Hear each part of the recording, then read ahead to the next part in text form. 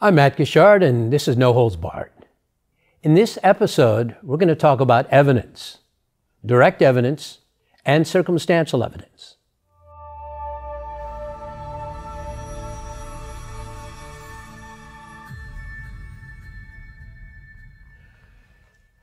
There are lots of kinds of evidence in cases. When people go to trial, there are jury instructions which actually define direct evidence, circumstantial evidence, direct evidence, and indirect evidence. I have some jury instructions right here that I'm going to discuss with you today. The reason it comes to mind is oftentimes we hear that some lawyer says, it's only circumstantial evidence against my client. And as a matter of fact, recently in the news, we heard of a murder case in the state of New York. An architect was arrested and accused of somewhere in the neighborhood of 3 or 4 murders, and his lawyer also was mentioned on the news that, well, it's just circumstantial evidence. And what I want to say is almost all crimes and almost all murders are proved by circumstantial evidence. Most people don't understand that, and they think, it's only circumstantial evidence. That somehow circumstantial evidence is somehow much less than direct evidence. I'm going to read you a little section from civil jury instructions. And this is an instruction that jurors get before a case commences. A little bit of an understanding that the court gives to them some of the law that will apply. And this one says, evidence can come in many forms. It can be testimony about what someone saw or heard or smelled. It can be an exhibit. It can be someone's opinion. However, here's the important part. Direct evidence can prove a fact by itself. For example, if a witness testifies she saw a jet plane flying across the sky, that's direct evidence. She saw a plane flying across the sky. However, some evidence proves the fact indirectly. A witness testifies that he saw only the white trail that jet planes leave when they travel across the sky. That's indirect evidence. It's sometimes referred to as circumstantial evidence. In either instance, the witness's testimony is evidence that a jet plane flew across the sky. And that's the kind of cases and circumstances that we see in almost every case. When I teach, and I used to teach in the police academy, I'd often talk to cadets and tell them, I'm going to tell you a little scenario, and I want you to tell me whether it's direct or circumstantial evidence. And I say, a person runs through the room and say, please don't shoot me, and runs right out the door. Right behind him is another individual with a gun. I'm going to kill you, he yells, and we observe all of that. Then he goes out of our sight, both of them. We hear the gunshot go off. We run into the next room, and there the fellow that was running first is on the ground. Obviously, he's been shot. The fellow behind him says, I told you I was going to shoot you. Now, I ask everyone, is that direct evidence that the first person shot the second person, or vice versa? No, it's not. Circumstantial evidence tells us that, because we did not see the shooting. But beyond a reasonable doubt, we observed them going through. Beyond a reasonable doubt, the person said, don't shoot me. Beyond a reasonable doubt, the other person said, I'm going to shoot you. Beyond a reasonable doubt, a shot rang out. Beyond a reasonable doubt, we see them in the room next to each other, and we assume based on all of that, that in fact, the person with the gun shot the other person. Now, that's why we call it beyond a reasonable doubt must be proved. Beyond all shadow of a doubt, let's assume there was another person in that room who accidentally fired his rifle that he was cleaning, and that's the shot that killed the person or injured the person. Well, that's a wild scenario. In most cases, that's not what we know. However, that is something that we look at and we put together direct and circumstantial evidence. I read to you a civil instruction, but what we mostly see in court is the circumstantial evidence in criminal cases. And I'm just going to read you one portion of the criminal instruction.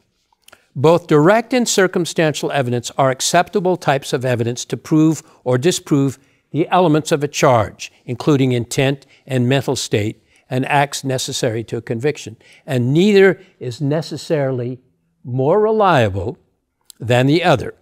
You must decide whether a fact in issue has been proved based on all the evidence. So there you have it, circumstantial evidence, totally appropriate. So let's go back to that case that's been in the news lately.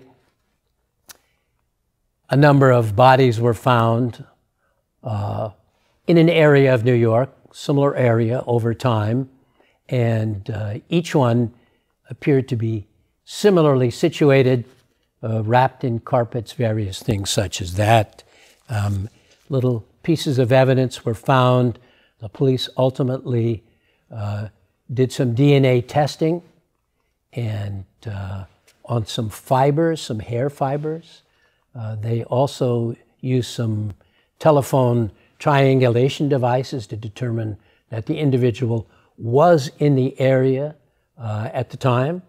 Now that's interesting, something we can talk about in another session about how that works, triangulating with cell phone towers and all, to put somebody in a particular area. The person thought he was smart enough that he got those, we call them junk phones, that you just buy quickly for some particular reason. He used those, but he was triangulated by his own phone. What is that? All of that evidence circumstantially points to this particular individual. Each one of the elements of circumstantial evidence must be proved beyond a reasonable doubt.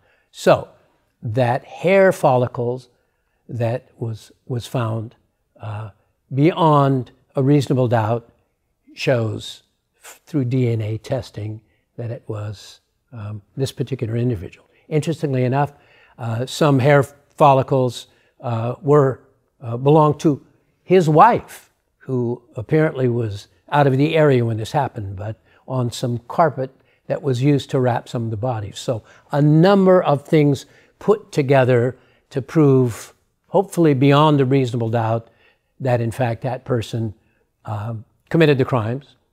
But much of it circumstantial evidence. I will agree with his lawyer, but that certainly does not in any way take away from the fact that he's been arrested, he's been charged, and probably will be found guilty.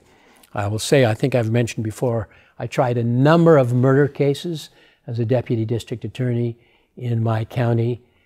Absolutely every one of them relied on circumstantial evidence to a great degree.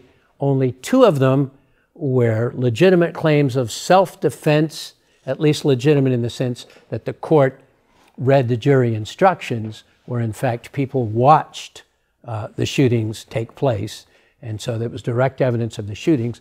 And then we get into issues of whether it was self-defense, whether objectively somebody could argue that it was self-defense. But in all the other cases that I did, it was circumstantial evidence.